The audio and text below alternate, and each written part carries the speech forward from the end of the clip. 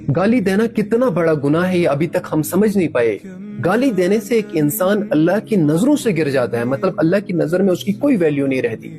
और आप सल्लल्लाहु अलैहि वसल्लम ने फरमाया किसी मुसलमान को गाली देना फिस्क है, मतलब वो शख्स फासिक है जो मुसलमान को गाली देता है। और आजकल ऐसे फ्रेंड सर्कल बने हुए हैं, माँ बहन बेटी की गाली दी जा रही है और उनको कोई फर्क नहीं पड़ रहा है कि भाई एक दोस्त दूसरे दोस्त को बहन की गाली देता है कि तेरे बहन की ऐसी, तेरी माँ की ऐसी, और उसको कोई फर्क नहीं पड़ रहा। मैं हैरान होता हूँ कि इतनी दयूसियत, इतनी बेगैरती हमारी यहाँ पे आ गई कि मतलब इन दोस्तों को कोई फर्क ही नहीं पड़ रहा है, माँ बहन की गाली खा रहे हैं और वो भी उल्टा दे रहे हैं। और इसमें माँ बहन का क्या कसूर है कि उनको गालियां पड़ रही है। और गालिबन हजरत अली रज़ी अल्लाह तआला अन्हु का फरमान है कि हर गाली के बदले कब्र में एक बिच्छू तैयार होता है इंसान के लिए। और आजकल तो बीवियों को गाली दी जाती है, घर में गालियां दी जाती है। और ये हैरानगी नहीं बल्कि छोटे छोटे बच्चे एफ वर्ड्स और स्लैंग्स पता नहीं क्या क्या यूज, डुअल मीनिंग बातें करते हैं। तो अल्लाह माफ करे यार, ऐसी